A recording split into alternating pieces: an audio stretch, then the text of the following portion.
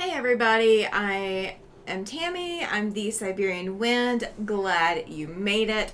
This is class 3 for here's the angle altered pattern. And I want to say hi to everybody I see in the chat. I see Nancy and Glenda have both checked in. Thank you so much for checking in for me. I do appreciate it. So as you guys can see, we have a little bit of our blocks up on the wall. I do not have all 130 blocks ready because I wanted to be able to show you how you're going to be pressing these. Okay, so this is my layout. There's a lot of different layouts that you guys can choose from once you get your blocks done, and so that's what we're going to go over today. So I'm not actually going to start anything for another couple minutes, but I figured I would check in and go ahead and get you guys off of the wonderful intro music that I have for today. I do like a very fast beat, high pitched song that gets you going and gets that blood flowing and gets you ready. So that's why we went with the happy stuff today. Judy has just joined the chat. Welcome in, Judy. Glad you are here. Thank you, lady, for joining in. So yeah, we're just going to chat for a couple of minutes before we get going. Just, again, killing time. I'm not trying to start early. I just, of course, had to hit that go live button. You know, it was calling my name. Glenda says, wow, that's beautiful. Oh, wait until you see how it's going to completely lay out. I've played with the layout a little bit for what I want to do for my quilt. And then you guys are not seeing like the top 3 rows, I think. Oh yeah, top 3 rows easily, I think, is what you guys aren't seeing. You guys aren't seeing the top 3 rows. So there's like 3 rows above this as well. So that's just kind of my layout. That's what I chose to go with. But I'm going to get to show you guys how to press this and how to get it to lay the way you want to. And I have a couple of surprises for you. Nothing that you're going to be super shocked by because it happens to all of us. Um, but I think you guys will laugh. It keeps me honest, keeps me real, and I do apologize. I forgot to put my phone on silent. So that is what I'm going to be doing right now. Let's put the phone on Do Not Disturb.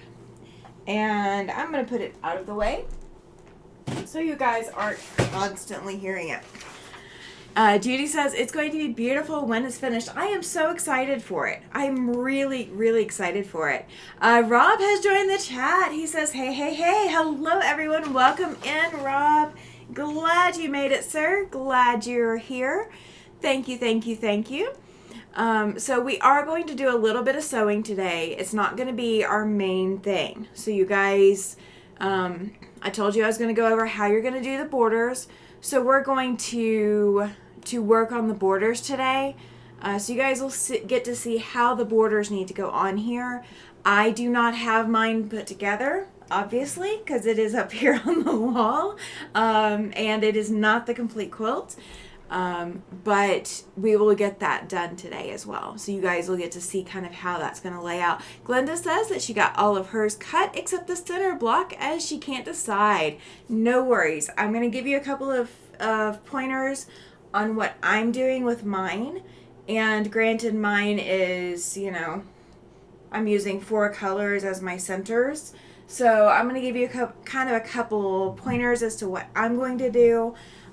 This is not my final, like where these colors are right now is not where they're going to stay. Let me see if I can get this cord out of the way a little bit. I know I can't get it completely out of the way, but maybe I can do something. Let's see. Oh, hang on. Bear with me just a second. I think I found a solution. And it might work. At least it'll get it out of the middle of the quilt for you guys. I'll just have to make some adjustments. Oh yeah, make some adjustments here in a minute to my other camera. So, all right. So now we are officially started. It is after 2 p.m. So you guys who have joined after the initial start, I want to welcome you here at the Siberian Wind. My name is Tammy, and I am the Siberian Wind, and this is the 3rd part class to the Here's the Angle altered pattern. This pattern was graciously gifted to us by Denise Freed. She is an educator, quilt instructor and educator out of North Dakota, and she has graciously consented to me teaching this pattern. She found it on Pinterest and fell in love. Went searching for the pattern, could not find a purchased version of the pattern, and so since she couldn't find anybody to purchase it from, she found someone who had previously made the quilt who also couldn't find a purchased pattern either. So it is a free pattern, so that is why we are also able to utilize it quite like we are. So I wanted to be able to share this with you guys. All right, so let me take you guys over to my ironing board where I have some printouts for you guys. So let me actually lower my camera down because I don't think you're going to be able to see what I want you to see from the angle that I had everything at. So let me make an adjustment before you guys are just seeing my watch and my arm in the middle of the camera and all of that. All right. So here is the original pattern that Denise gave me. This is her version of this quilt. And what she did with hers is 100% scrappy. Cute frog, Rob. I will have to go find out about this frog, you guys. I'm going to have to go find out about it. All right, so Denise, this is her printout of her quilt. And this, I think, is 90 blocks, not 99 or something like that. It's not the full size, but that's okay. What she did in each of these blocks, and I'm going to see if I can get it to zoom in. is each of these blocks is using scraps. So there's all these different scrap pieces in these blocks. All of her centers are scrappy. All of the white on white is scrappy, or black on white is scrappy. All of the white on black is scrappy throughout the entirety of the quilt. Once it is all put together, it makes a very uniform looking quilt, even though you have so much scrap in it, because you are putting your 3 squares and your 3-inch square of the scrap. You're putting all of that into one block. So each block is its own unique piece, and it is not, let me grab the other printout real quick because I just thought about it and I might need it. Let's see, it might help you guys to see what I'm talking about. All right, so this is one example of one of the blocks. So if you see this white area is a white with a black print on it. It's actually little triangles that she's got printed on there. And then this black fabric is black, but it is black with white kind of stripes on it. And then she just chose a blue center. And her blue does have a print on it here in this printout. But all of the blocks in her original quilt are like that. So they are all scrappy, and this is the layout of the quilt. So even the borders are from Yardage, but the borders are mitered at the top and bottom corners, and they're actually mitered up here as well.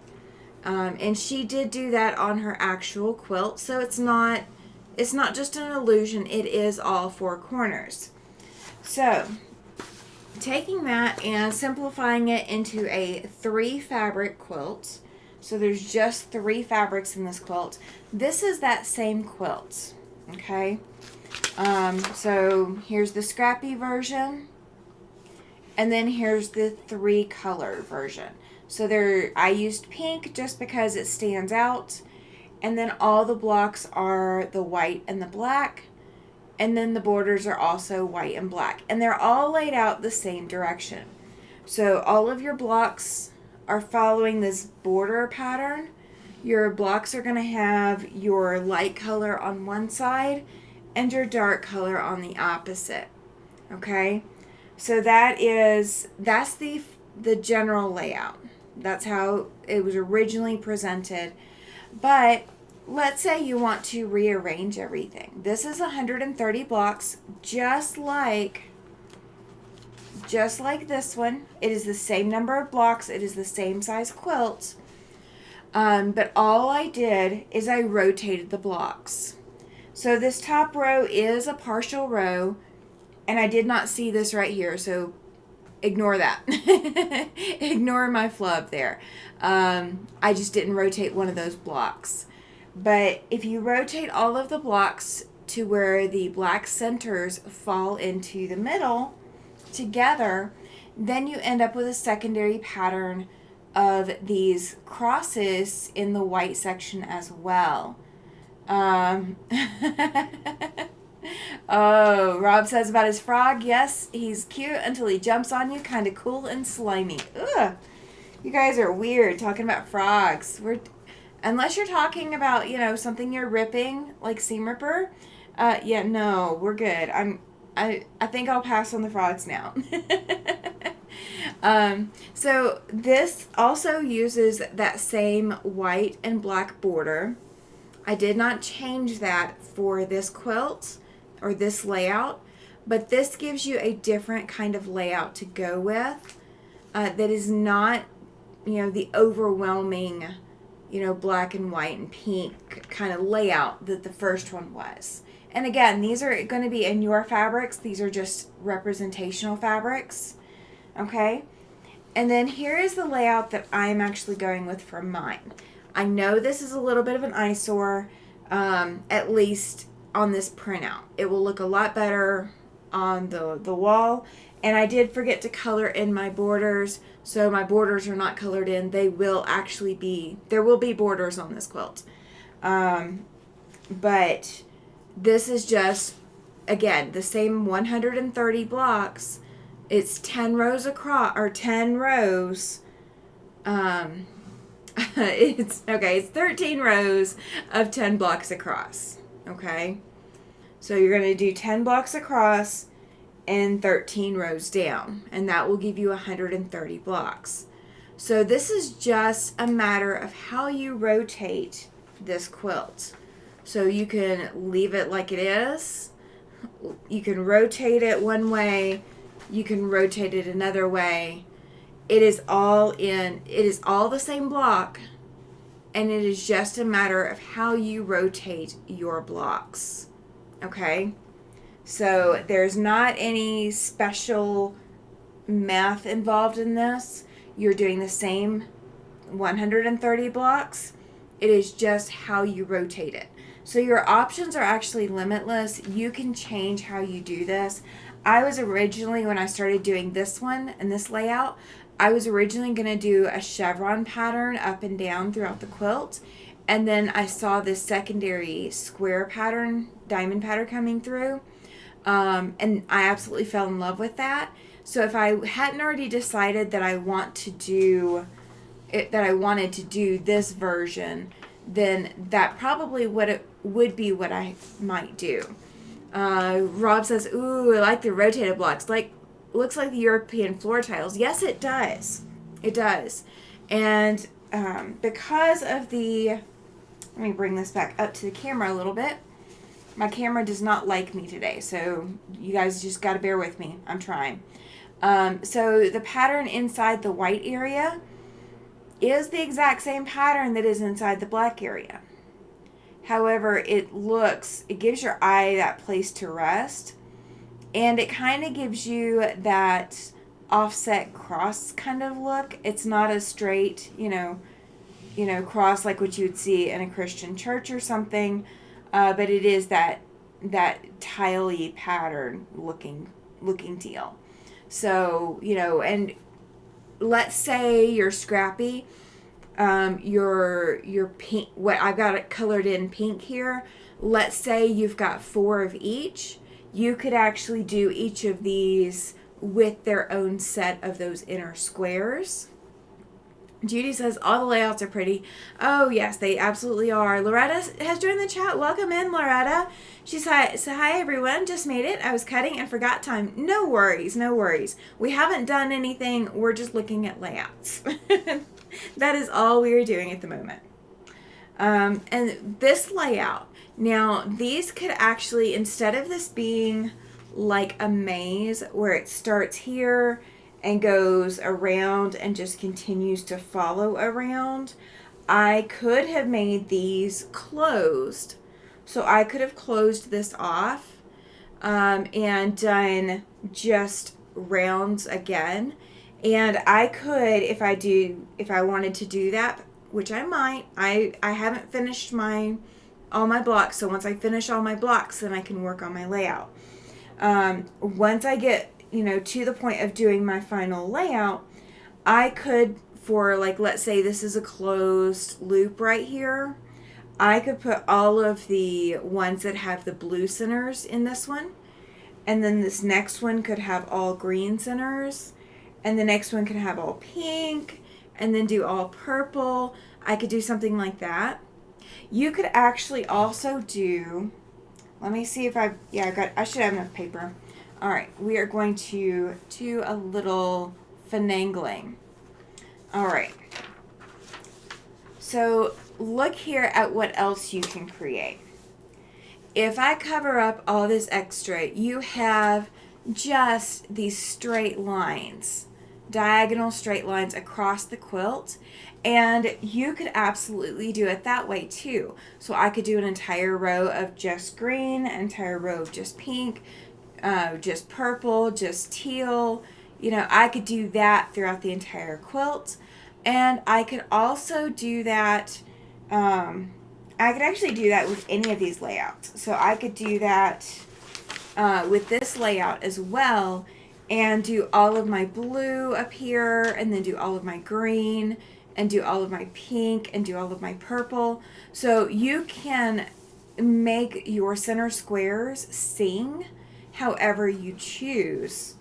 And you can do your layouts however you choose as well. So instead of doing this rotated around, I could actually do just giant chevron. And I mean, this is kind of what I was thinking about doing when I came up with this pattern, this tile floor looking pattern. I was actually planning to do chevrons across the quilt. So instead of coming all the way up here and stopping, I could actually have these coming back down in another chevron pattern. So the sky is the limit once you have all of your blocks done. So here's what I'm going to recommend, okay? And I'm going to show you, these are my two oopsies, but I figured I should show you guys these because I think you'll get a kick out of them. Okay, so I tell you to always double check everything.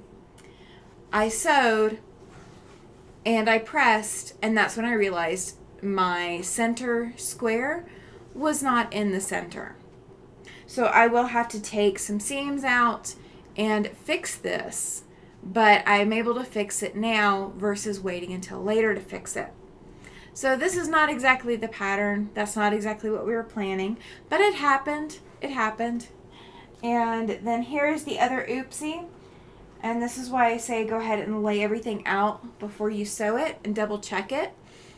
It's a gorgeous pattern this way, but it's not exactly what we were looking for. So I'm going to have to rip this seam and turn my half square triangle unit the correct direction. So it does happen to all of us. I did want to share with you guys that I've caught 2 so far, and I still haven't finished pressing everything. So I still have sewing left, you guys. I have not even finished sewing. I thought I was going to have time to, and life kind of got in my way, and yeah, so I haven't even finished sewing. So I still have stacks to sew. I still have 3 stacks, and these are stacks of 13, so it is totals of 3 rows that I've got left. But I've got everything but those 3 rows sewn. So here's what I'm going to recommend, okay? So when you pull your stacks out, and some of these I have pre-pressed, and I don't know how come I pre-pressed them. I don't know what the deal is. When you press your blocks, you have a couple of options, and here's what I'm choosing to do with mine. I'm going ahead and I am pressing them while they're still together. I'm pressing one direction, and one direction. That is what I'm doing on mine. You can press all of these open. I did do 1 or 2 blocks that way, but I didn't do enough of them that way. Most of them I am pressing one direction or the other. So I'm pressing one direction and then this direction and then that direction across my block, so that what I am getting when I'm ready to put these together is I am getting where I can nest my seams together. However, with my layout being what it is, and the fact that I'm still rotating things, what I would like to suggest to you for you to do, and this is a suggestion, you do not have to go with this, okay? If you want to go ahead and press everything open, and then when you get everything pressed, you sew these last 2 seams, and then you press everything open, you can. You absolutely can. And then everything is going to be pressed open throughout the entire quilt. And you can absolutely do that. I'm not going to do that with this quilt. That's not what I want to do. Here's what I'm going to recommend. So once you get all of your blocks laid out, and let me grab one of my blocks off my board that is going the opposite direction. Let's see. I know I've got one. There is one. All right. And Loretta's saying, wow, some cute patterns. Yes, absolutely. Absolutely. This pattern gives you a lot of give room. It gives you a lot of room to play. All right. So let's say these 2 blocks are the blocks I'm putting together in the finished quilt. Okay. They're just strips of 3 right now. So these seams are pressed this direction. So when I sew these 2 seams, I would press them that direction. okay? I can do this throughout the entire quilt. The other option is that I could take it row by row, and as I take it off the design wall, then I could press everything one direction, and I could do it that way. Or, I promise you guys, this will not be the end of the world. I'm going to cut my block apart, and let's say where it's going, I don't like the way that my seams are pressed, so I could repress these seams because I've just cut it open. So you can do one of two ways. You can take all your strips, all your 3-piece strips, and put them on your design wall, and then press one row one direction, one row the next direction. You don't have to pre-press anything. You could just leave them just as strips before you press anything. So I could just have all of my strips and just make sure you put them on the design wall the way that you want, and then go from there. Or you can press everything open, or you can press everything all to one direction and see if everything falls the way you want and just bite the bullet and have a thick seam. You have options, okay? So none of mine is getting sewn together until I have my final layout, okay? So my 3 strips, I'm going to stack them together and keep them together. And I'm going to lay everything out, and then once I have laid everything out, that's when I'm going to decide how I want to press everything. And then what I've already pressed, I can unpress. Okay, I can always come back and press the opposite direction. All right, so here's what we're going to do. Let me grab the, I'm going to actually show you guys also this wall. All right, so my camera is behind me, and it is pointed up towards the wall, so this is at an angle. So you guys are seeing these angles here. That will kind of ease out once you have everything put together. So do not panic if you're laying everything out and it looks kind of funky like that. As long as you are following whatever decided layout you want to go with, and you're following that same pattern, that will all iron out once you have everything sewn together. So if you do want to sew everything together and go ahead and press everything, you absolutely can, and there's no harm in doing that. There's no harm in it at all. All right, so I promised you guys we were going to go over the borders, so that's what we're going to do. Let me grab some fabric that will look okay, and I think this will be perfectly fine. All right, so let me grab you guys back over to the ironing board, and we are going to go over the borders, okay? So I have some scrap fabric. This is not what is going onto my finished quilts, okay? This is some red and some gold that is going on, that is not going onto anything that I need. And actually, let me choose a different fabric. Let me choose something you guys can see better on camera. Let's go with a, we'll go with some snowman fabric. How's that? Okay, it's gonna really stand out.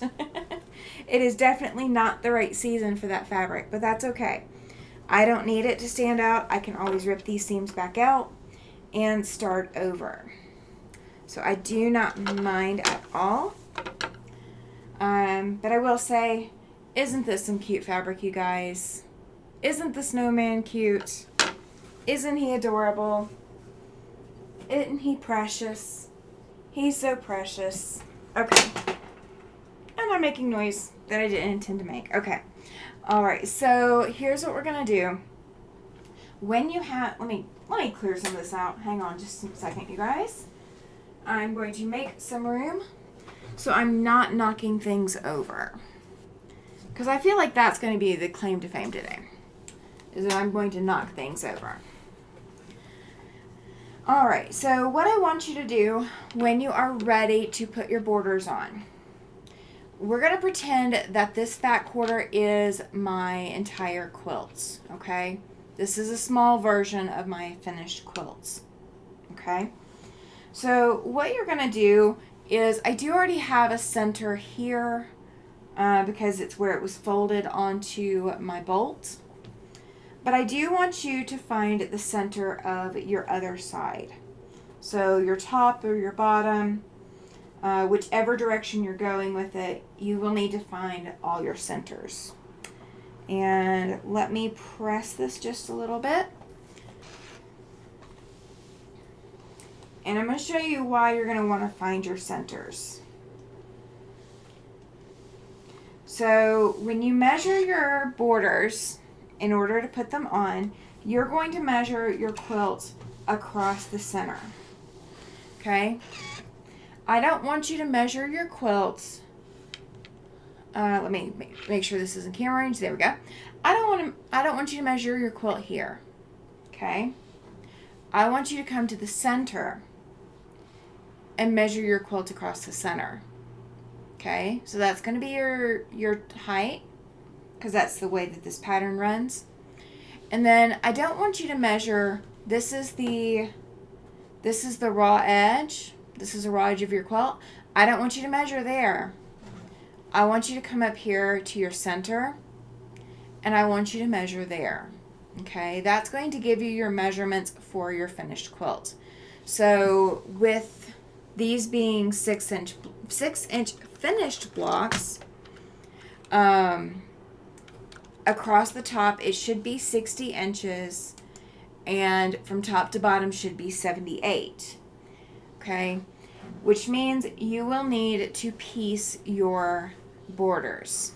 Okay, you can do one of two things. You can do a mitered border, where you have a diagonal seam going halfway down your border to join this fabric to its next piece of fabric. You can do that. I will probably just piece a straight border. Okay, so you don't have to worry about piecing a mitered border in the middle of your border. Okay, just piece, piece down the center, or piece a straight border. Okay, and if you don't want that pieced section to land dead center, then when you go to measure your border, just offset your border a little bit. Okay, just offset it a little bit for however much you want it to go off. But you're going to find the center of your border, and you're going to press a mark in the center of your border. That's going to go for both your top and your side borders, and your bottom and your side borders. Okay, you do need to go ahead and find the centers of all of your border strips. Okay, is this making sense so far? Please let me know if this is making sense so far. So when you have your finished quilt, measure across the center, make sure that you have your 60 inches in width, and make sure you have your 78 inches in length.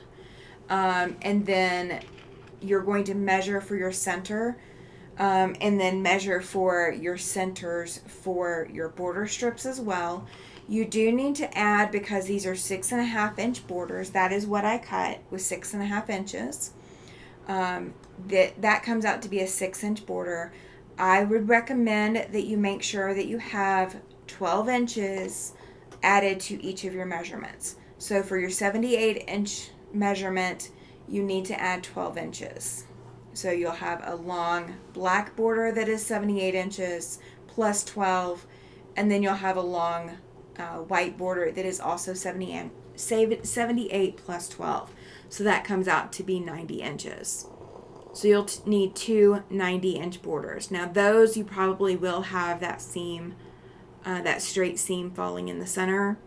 If you're piecing this from multiple pieces, you can offset that a little bit. It just depends on how you want to put it together. Good. Yay. Yay, yay, yay, yay, yay. Loretta said it is making sense for her. Yay. I have one win. Okay. I will take the win. We're counting it as a win. All right, let me grab my pens. And you guys know, I normally don't use pens for anything. This is one time that you want to use pens, okay? Because what can happen when you have a quilt like this, where you've got all of these smaller sized blocks all along this outside edge, you can run into where your edge is not going to be the right measurement and it's going to end up being wavy. Well, if your edge is wavy, you don't want your border to end up being wavy as well. So what you're going to do, I'm going to set that one out to the side, and I'm going to just lay this out. And let me lay it out so you guys can see it. And let me actually back this up just a hair. Lorena says, taking notes if I can read them later. Yeah, so I do not have my printout ready yet. But it will be ready before I go live at 8 p.m. So within 4 hours after this live is over, my notes will be available. So you guys will have that too. So don't panic if you can't read your notes later, because you'll have additional notes that you can print out that are free. You don't have to pay for them.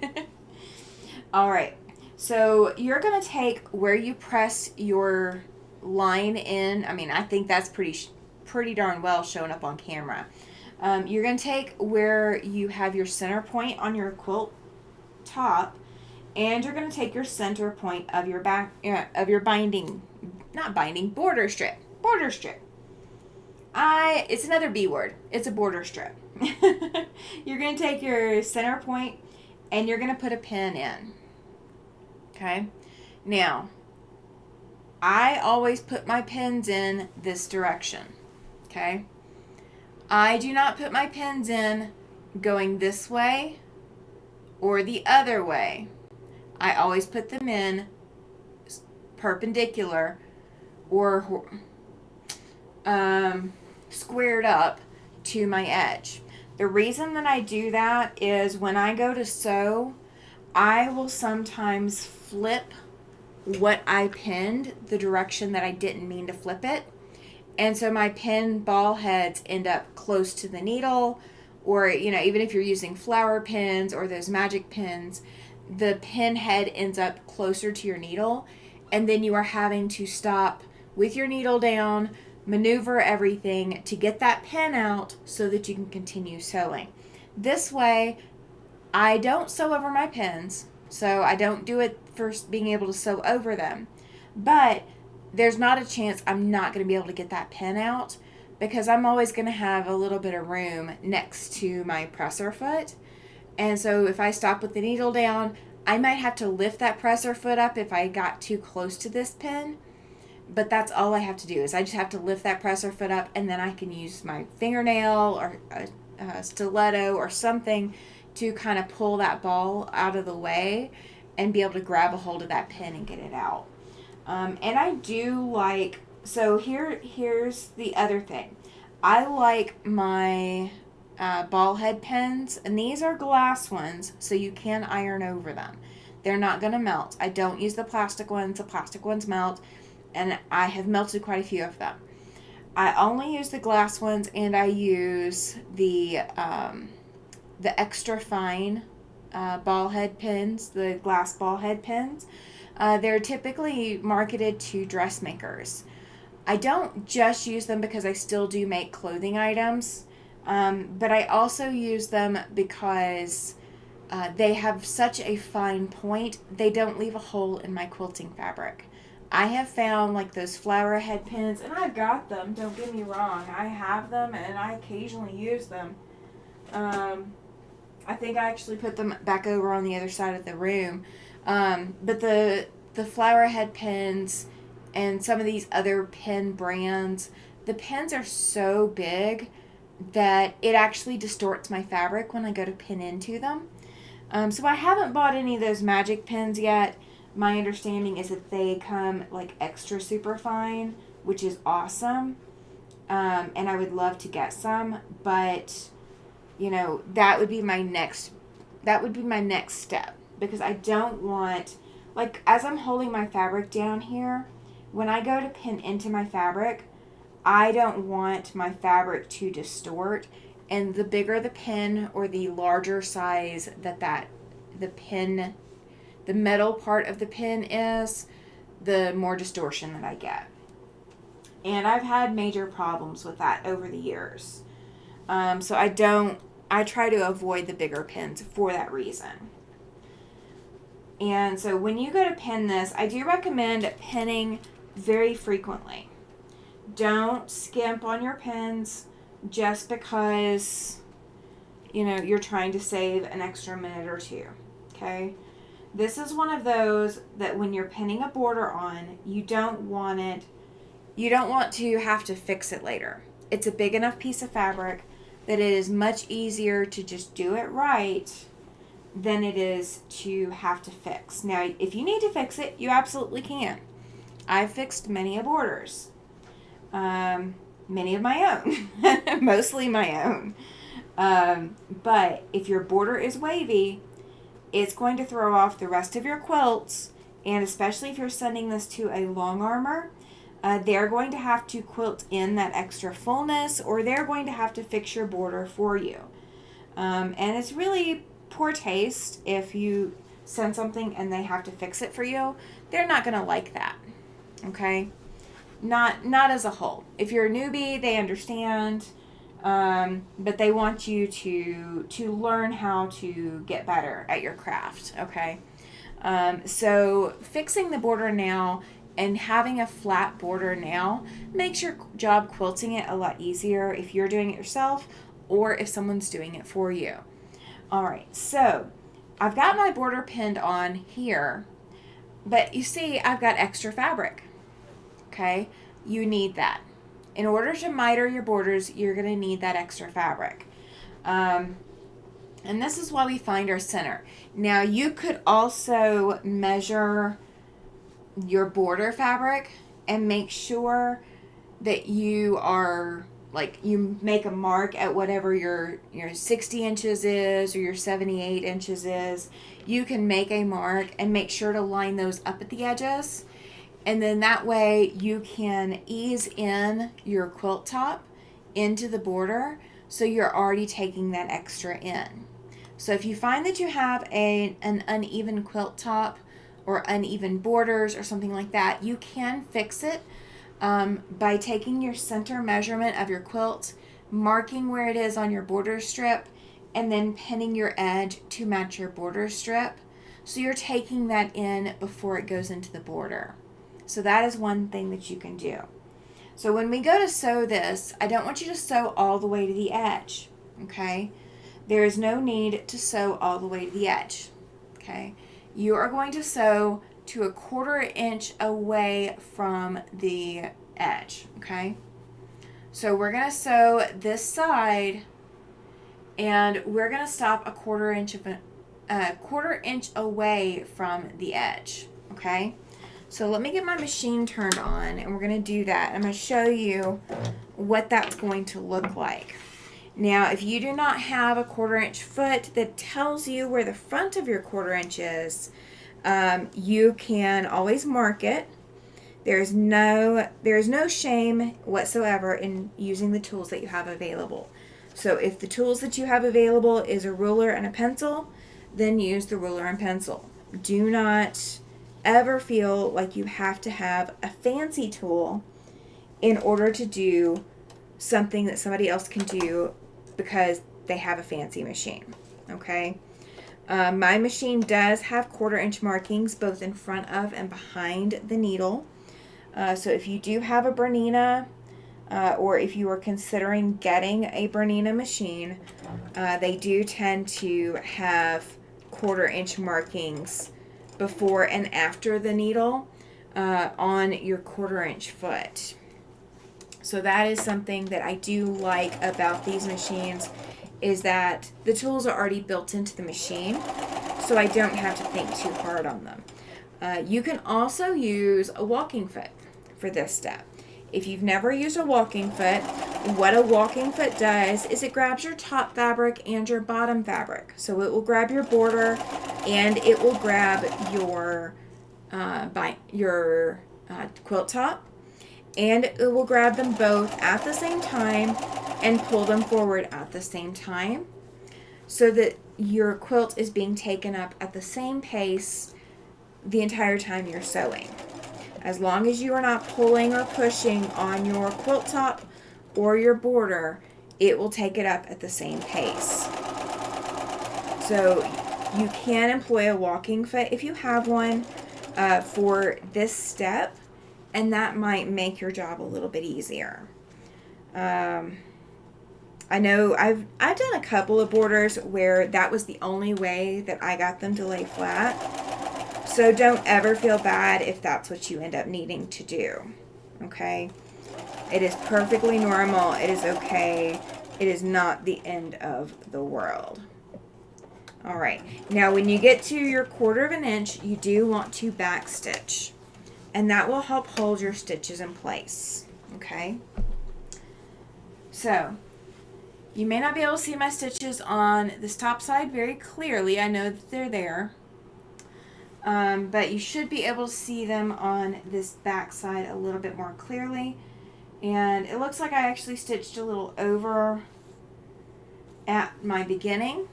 So at my beginning, I stitched closer to the end than 1/4 inch away, but that's okay. And then at the end, there's my 1/4 inch away from the edge. Okay? So if you do stitch too close, that is what Jack is for. Jack is your friend. Mine is called Jackie. I just have a preference. So my quilt top is not level. So you will bear with me that my fabric is not going to come out the intended way. Okay, let me pick up my extra pins, get them off of my machine table. There we go. All right. So what you're going to do, we've got one side on, and you can go ahead and put the other side on.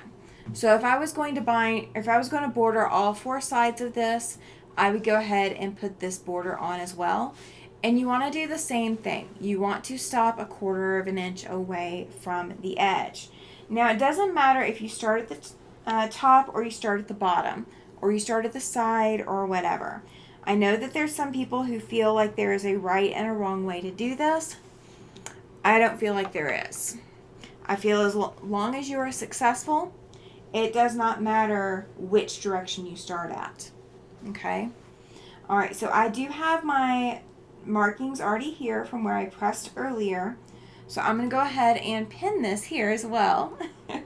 Loretta is laughing at me. It's probably for my fabric, my quilt top not being straight, right? Is that what we're laughing at? Because I sure am. I'm going to be pinning a border on a very wavy quilt top.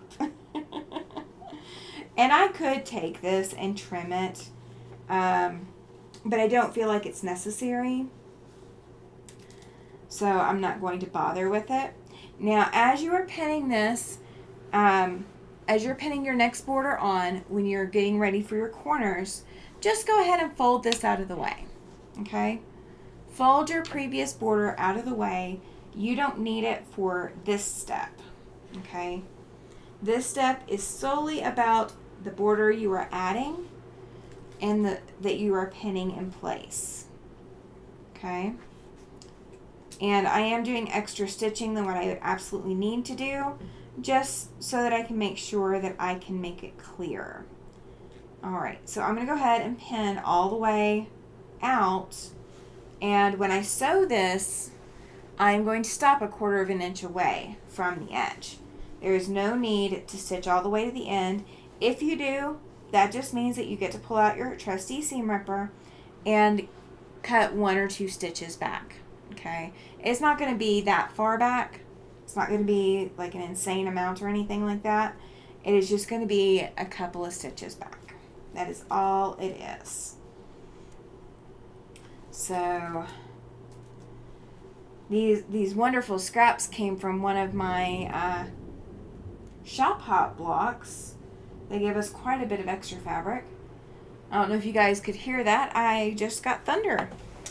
we have thunder in the area. I didn't see the lightning, but I definitely heard the thunder.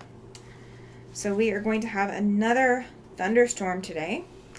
And it promises to water my flowers that I still don't have. Just the plants that should eventually bloom on my patio. And that is perfectly fine with me.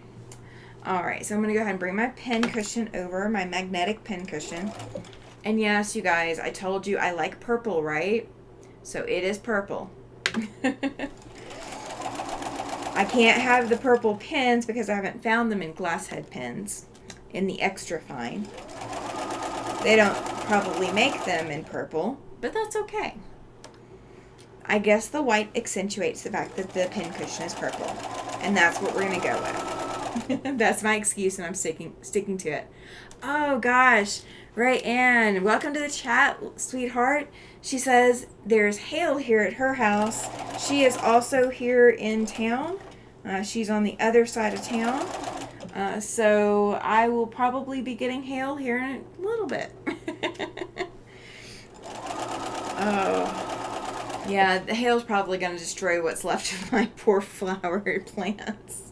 I have not yet had any good luck with plants here at my apartment. I have an indoor plant that is currently thriving, but nothing that I grow outdoors has really liked me enough to hang around. So I had sort of a green thumb the last 2 years before we moved up to Wyoming. I was able to grow tomatoes, cucumbers, I had some squash, I had cantaloupe, I had watermelon, I had all kinds of flowers. I had some beautiful, beautiful sunflowers. One of my friends here is growing my sunflowers for me and just took pictures earlier today to send to me. And I think, well, we're getting rain. I can't tell if there's hail yet. I should be able to hear it once the hail gets here. All right, so you guys tell me what kind of weather you guys are having. According to my computer, it says it is 89 here with light rain. Yeah, or 85 with light rain. Sorry, 85.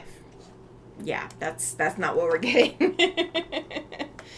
Oh. All right.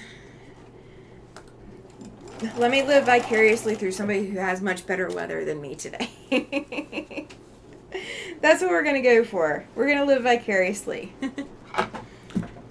All right. So I am down to that end. So we are going to stop at that 1/4 inch away. And I'm just taking my time. I'm taking 1 stitch at a time until I am sure I'm at that 1/4 inch. So again, if you don't have a marking on your presser foot, there is no shame in going ahead and making a pencil marking, okay? Do not feel ashamed by that. All right, let me get my scissors back up off my floor, and let's go back to the ironing board. There's so many videos out where somebody is saying, you know, they don't like their hair or the dress needs a little something, and it's to the salon. I have no idea where that came from. I am clueless to where that came from, but it's kind of funny. So we are taking this to the salon. And I can't say it with the right pitch of tone either. So, all right.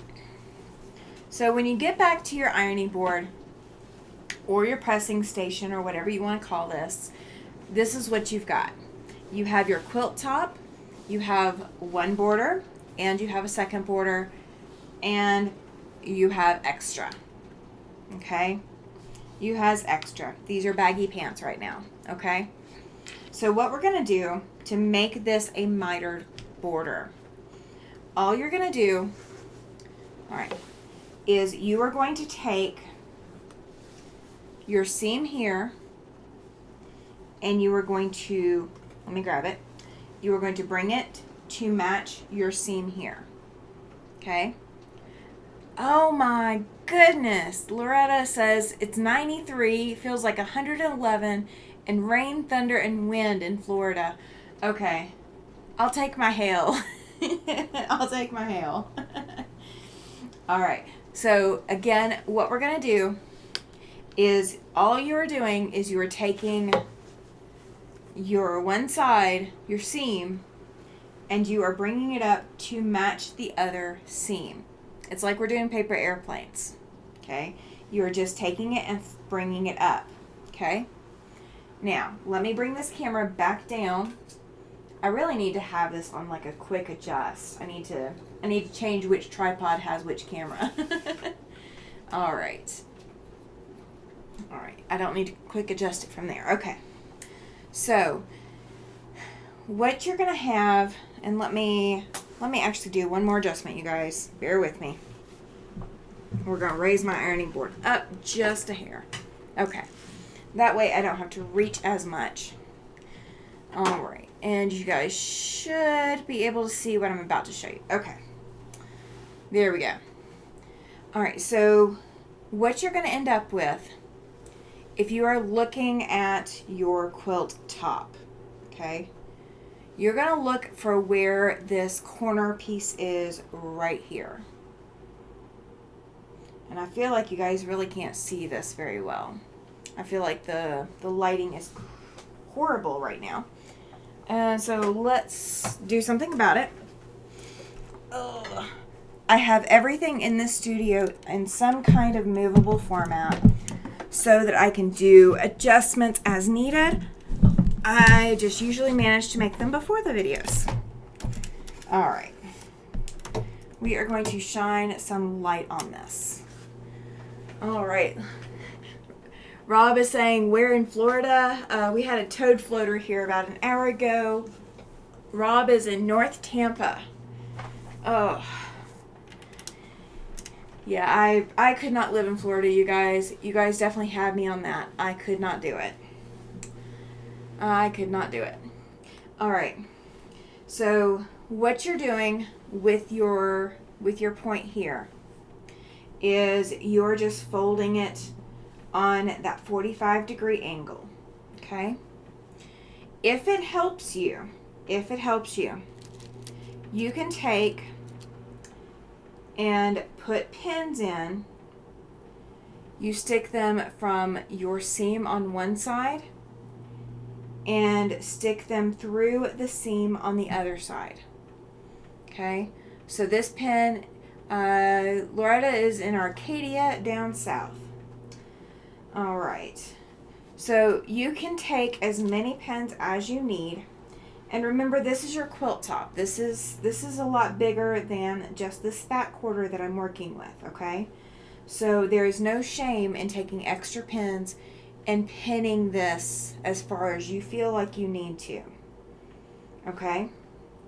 So what we're gonna do is, now that we've got a couple of pins in, they're not fastened, they're just stuck through the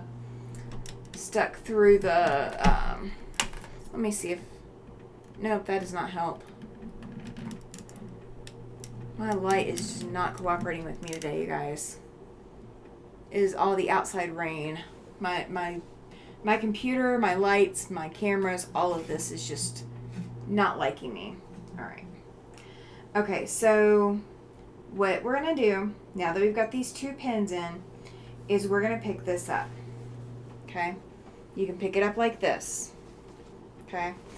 So what's going to happen is when you come to lay it back down, you can move these pins into place to hold everything steady. Okay?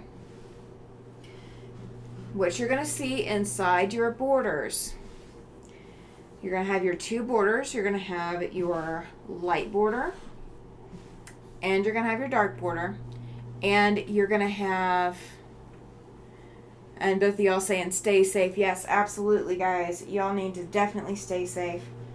You know, hang out here as long as you want to. I don't mind. All right. So you are going to see your quilt top is going to be in here at a 45-degree angle. Okay? And I've actually got a pin in the way, so I'm going to move that so you guys can see this. Okay?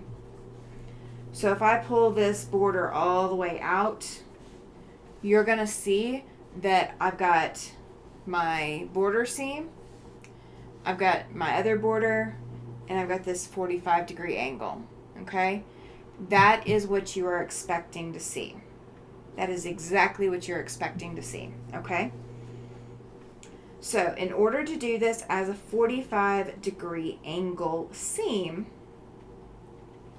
what you're wanting to have happen is from this point where your seams and your borders meet, that 1/4 inch away, you're wanting to go a 45-degree angle away from that seam. Okay? So I'm going to pin it real quick, and then I'm going to grab my ruler so you guys can see what I just did. Okay? And we are going to pencil mark this, I think. So I'm going to have to go grab a pencil because I did not grab one before the live. Go figure. All right. So I'm just pinning that 45-degree angle so you guys can see what's going to happen. So when I open this back up and I go to lay this flat, if you're following that 45-degree angle, you will have your mitered border. Okay?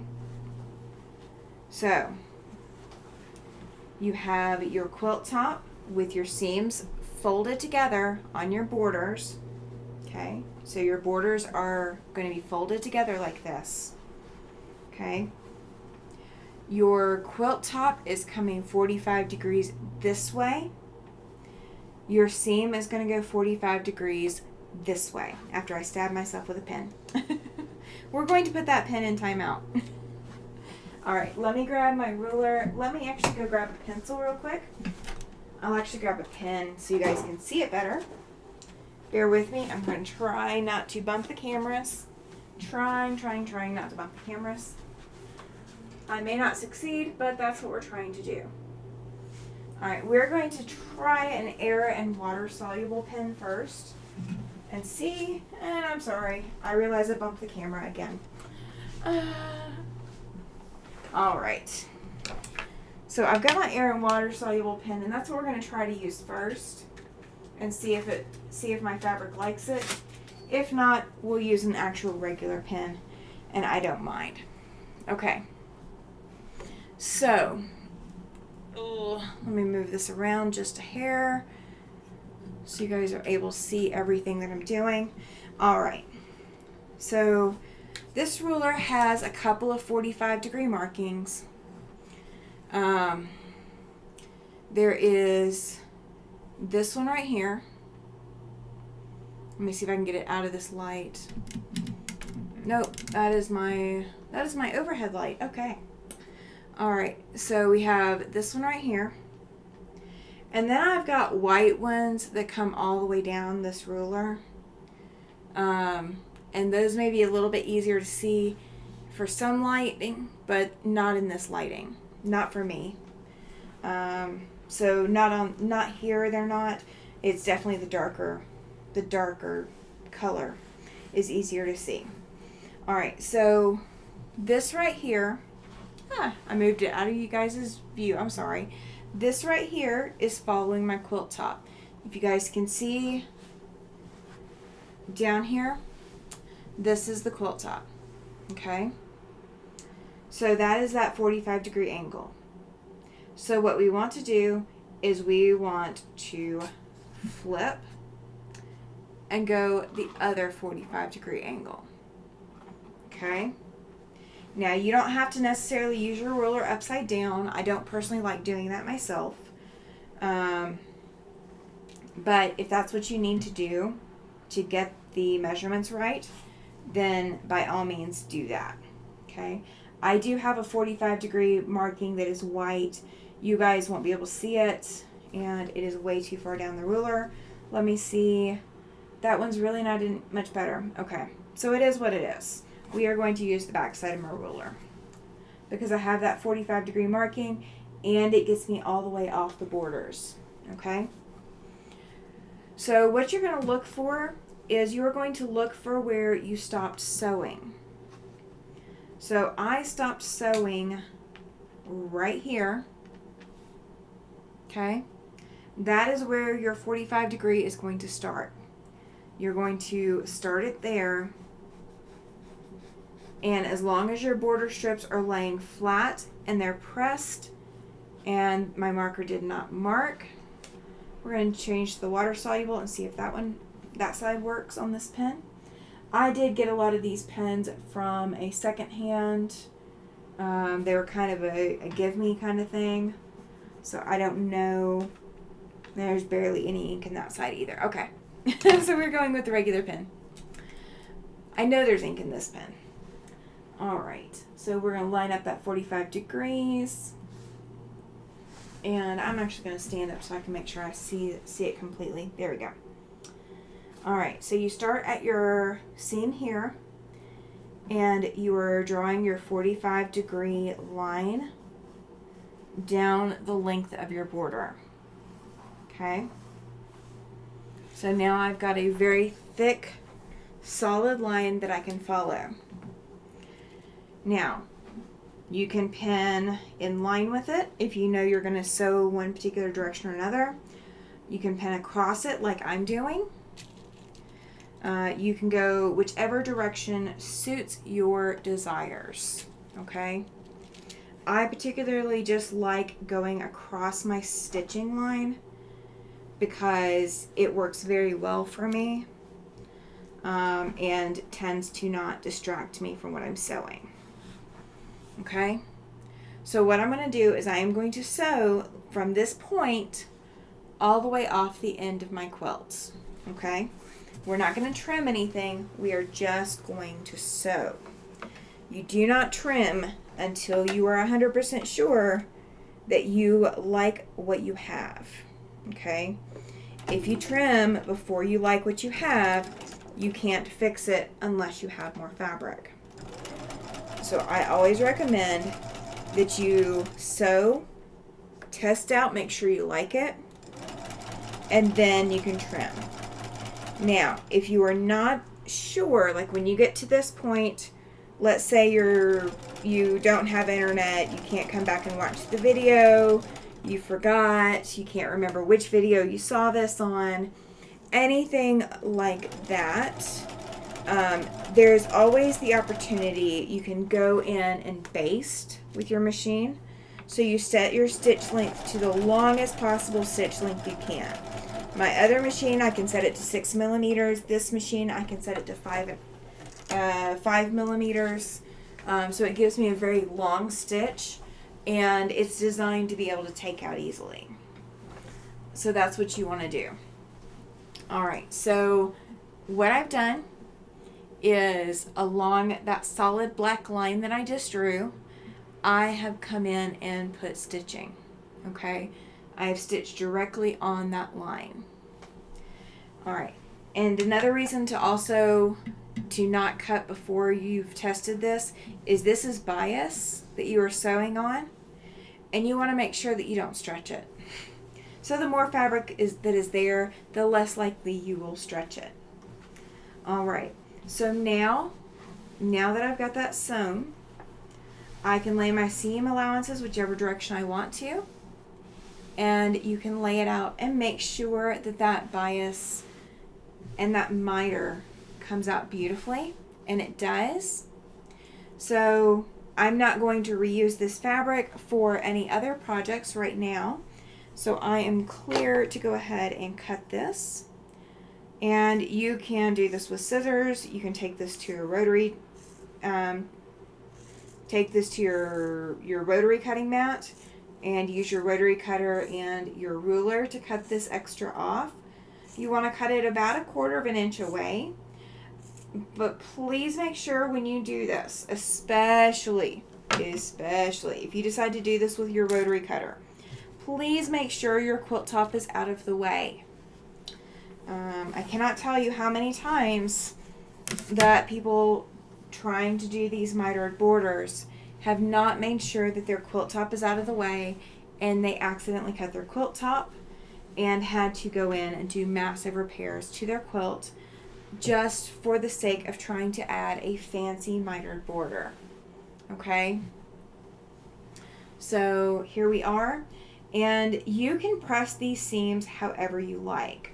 You can press both of these down and then press the mitered side open. You can press all of these open, which is actually what I'm going to do.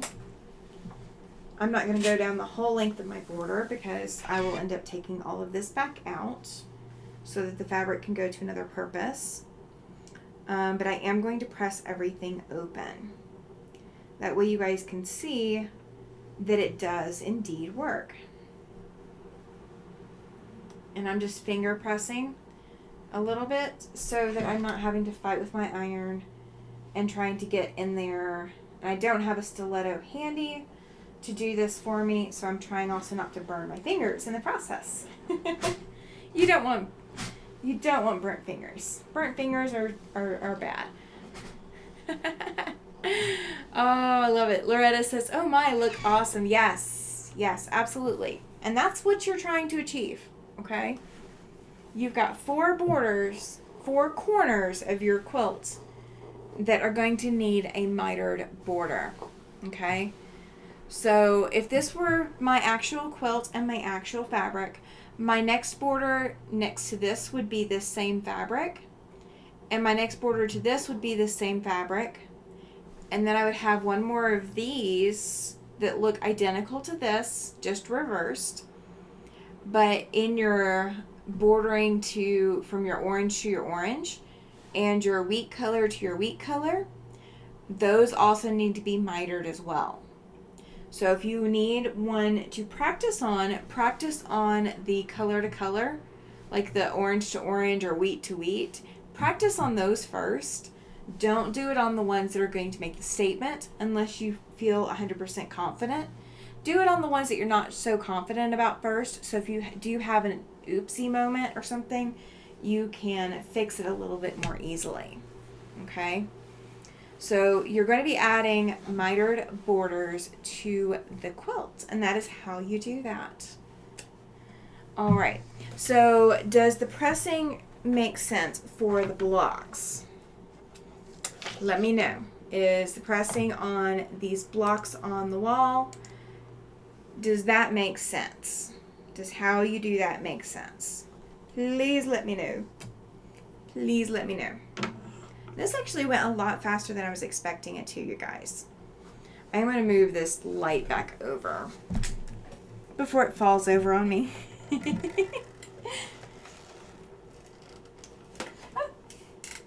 Here I am bumping myself in the head. I do have more blocks to sew, so I can work on that while, we're kind of just hanging out.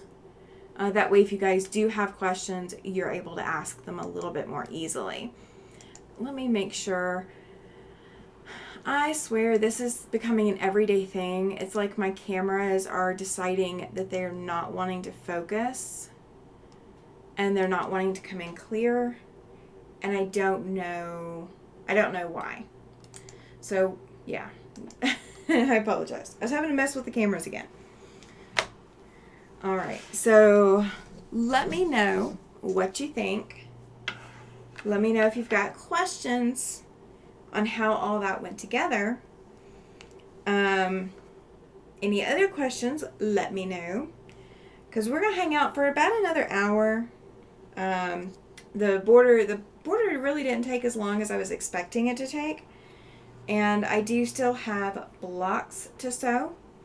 I do still have blocks to press as well, but again, I'm not going to press anything until I have all of my blocks done. So you guys can sit with me. I've got 39 blocks to sew. So it is up to you what you guys want me to do. And the chat is so quiet. I'm okay. I promise. I'm okay.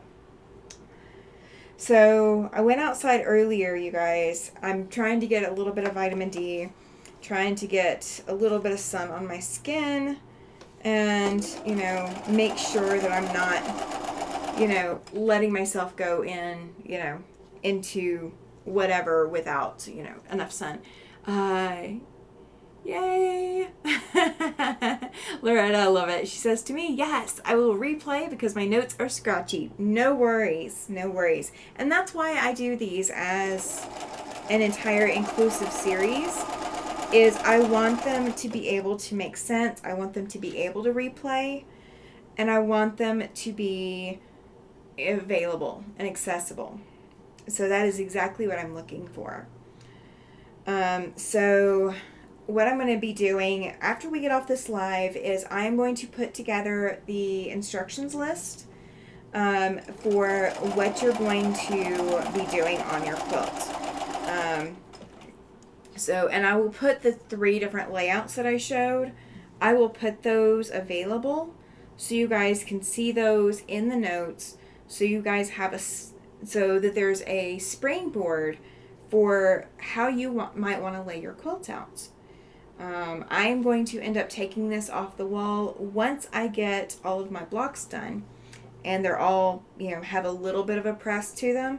I'm going to take them all down. I'm going to take them to my kitchen floor, which is the largest open space floor in the house. I do have a dining room floor that is also hardwood or linoleum, whatever you want to, whatever the cheap alternative that they put in apartments is. I have that floor, but it is currently covered up with a dining room table. So my kitchen floor is my largest open source place, unless I go borrow a floor. There is a floor that I went and borrowed at one point for a king size quilt I was putting together, and it was definitely worth borrowing. You can't knock having the wide open spaces to borrow.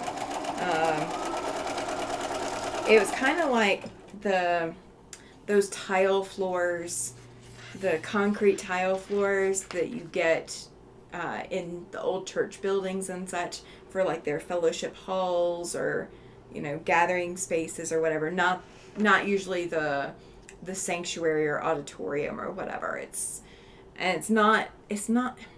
I guess you would see the concrete tiles in old school buildings too. So that's the kind of floor that I had access to for that king size quilt that I put together. And it was necessary. I like the slick floor surfaces because then you can put something down and scoot it around without having to physically get down on the floor and move it around. You can just literally walk over to it, use your foot, and scooch it around.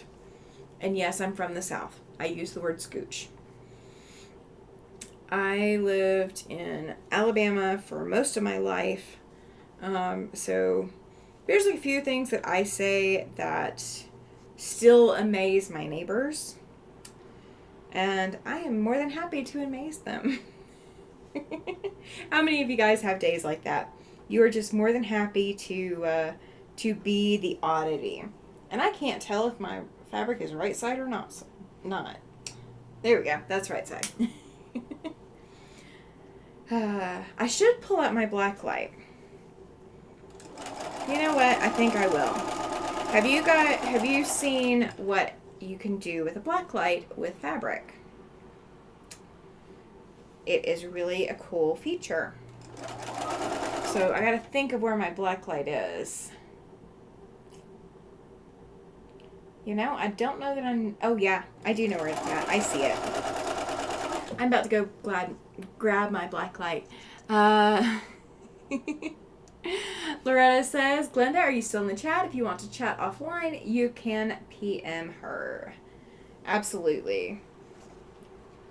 And you guys are welcome to talk about this in the Siberian Wind Facebook group as well. If you want, to post anything in there, you are absolutely welcome to. Let me go grab that black light. I'm going to show you guys what it can do. Let's see.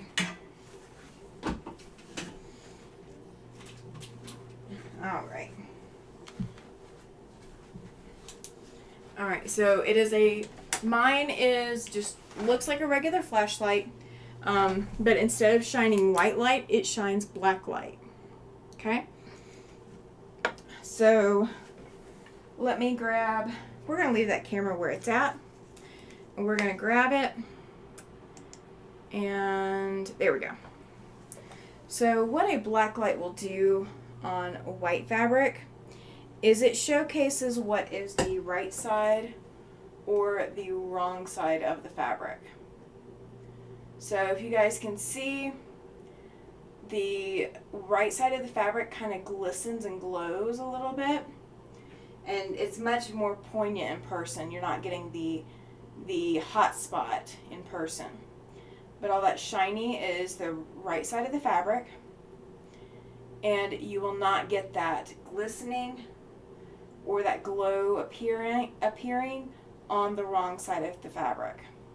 So if you're using a white on white print, this is the best way to tell if you've got the right side. Glenda says, I'm here, Loretta, just listening today. No worries, Glenda. No worries at all. I'm going to bring you guys back over. There we go. So, had you guys heard about the black light before? Had you guys seen? Because I think I've tried to show it before on my channel, but I don't remember how long ago it's been. So I didn't know if you guys had heard of it before or not. So I just figured I'd share that with you guys. So if you're sitting there questioning whether you've got the right side of your fabric or not, that is a great way to find out for sure.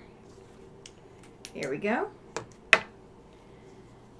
And that actually made that a lot simpler. I didn't have to actually look at any of this fabric very closely. I can just sit right where I'm at and not have to zoom in and not have to like do this or anything like that.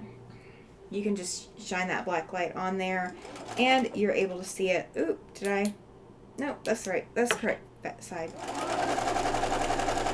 I do need to go see if Harbor Freight has one too. Because if Harbor Freight has one, I may get it, because this one's not doing that great. It's occasionally doesn't want to turn on for me. So it's being a little picky. It's being a little picky.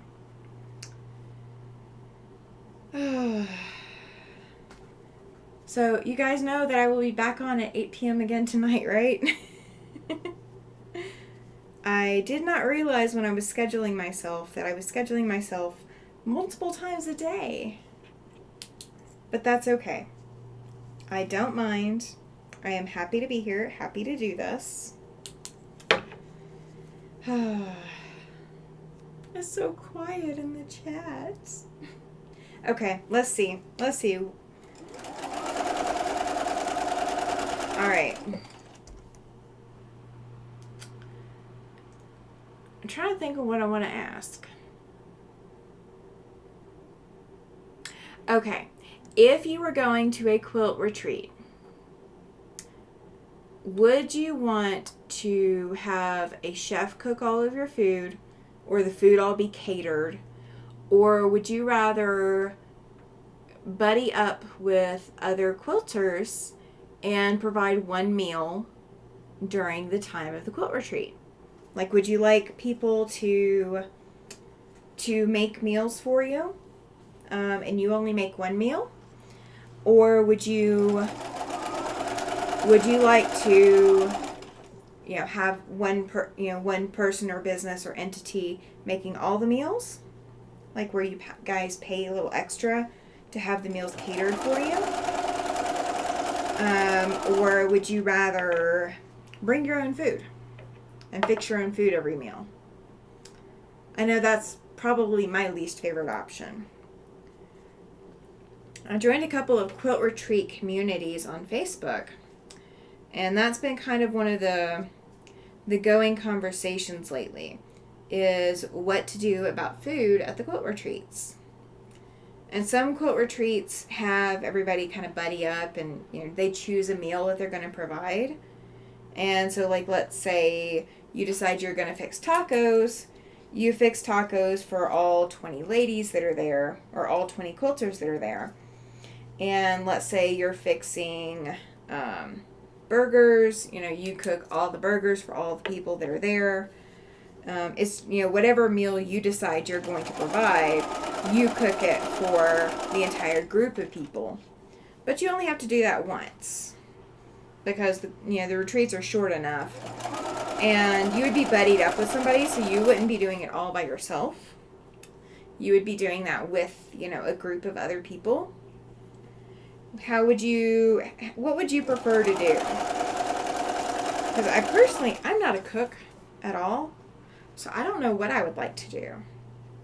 I think I would have to buddy up with somebody who really can cook and lets me just help with something. Glenda says, Loretta, don't have cell phone, but have Messenger and Facebook. Do not feel bad about not having a cell phone, Glenda. They are as much a pain as they are a help some days. Ask my husband and he would tell you. If my husband did not need a cell phone, he probably would not have a cell phone. He does need a cell phone for everything that he does, but there are days that, I don't know how he does it. He, did I flip that? Yeah, I did. Okay. He can, plug his cell phone in before we go somewhere under the auspices of it needs to charge, and he just leaves the cell phone at home. I can't do that. I am not able to do that, and I don't know how he does it. I guess I'm part of the younger generation in that respect. I'm old enough to know what a rotary phone is, and I've used one. I'm old enough that I made mixtapes on cassette. I did not have 8-track. 8-track was before me. Didn't play records, but I knew what they were and knew how to use them. Let's see. My dad had a reel-to-reel, which is pretty impressive too. I think he's finally gotten rid of that thing, but he had a reel-to-reel. What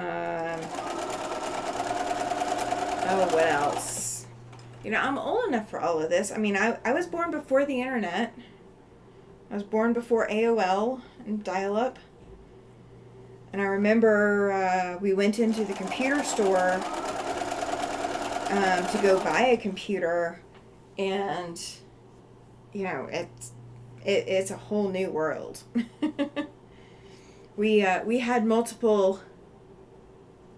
They would be in. I'm confused. Let's see, what else did we have? Gosh. I was before CDs. CDs have, I knew a life before CDs existed. I was so proud of myself as a teenager. I got a stereo system that had detachable speakers that you could run the wire from the stereo system to the speaker, and it was a personal boombox. So you could reconnect it and then carry it with you. And it had 2 cassette players on it, so you could play and record from your cassette. It had AM, FM radio, and had a CD player. You guys, I got a CD player before I had CDs to play. Of course, now you can buy computers without CD players. They would be in trouble. I don't cook, I live alone, and I am diabetic really bad. Yeah, okay, that makes sense. I don't typically cook. You know what? I wonder if I hosted a local retreat, I wonder if I could get my husband to come. You're good, Loretta. I know it's storming where you're at. She says storming. Sorry, it cut off. That's fine. I wonder if I hosted a retreat here, if I could get my husband to come cook and cook all the meals. He would probably love that. He loves to cook. This man loves to cook, you guys. Loves to cook. But I would have to do it. All I have is laptop and iPad and house phone. See? You've got it figured out. You've got it figured out. There's a lot of people that could not live without everything. And now, I mean, I can live with just my phone. But I did have to get my watch so that I could find my phone when I lose it. so that I don't have to have my husband call my phone, because my husband's not always home to call my phone. And that is the one thing my dog has failed on, is scent training for finding things like a cell phone. He can find my medicine bag, but he can't find my cell phone. Find a good buffet so everybody can find something they want or can eat. That would be an awesome idea, but we have no buffets here. Okay, I take that back. We have one buffet, and it's a pizza buffet. So it's pizza and salad. And you can only eat that so much. I don't think there's a single other buffet here in town that I know of. I will ping some people about that Wednesday and see if they know. Because that would be a really good way to do it. That would be a very good way to do the buffet. So when I went to Quilt, Wyoming, the college, let's see, Linda's here. She says, good evening from hot and humid Florida. Just went to Walmart. Don't know what I was thinking. Eating dinner and relaxing. Oh, welcome in, Linda. Welcome in. Walmart it's its own beast, isn't it? Well, I'm glad you're safe and sound after going to Walmart. Don't feel bad. I go to Walmart quite frequently.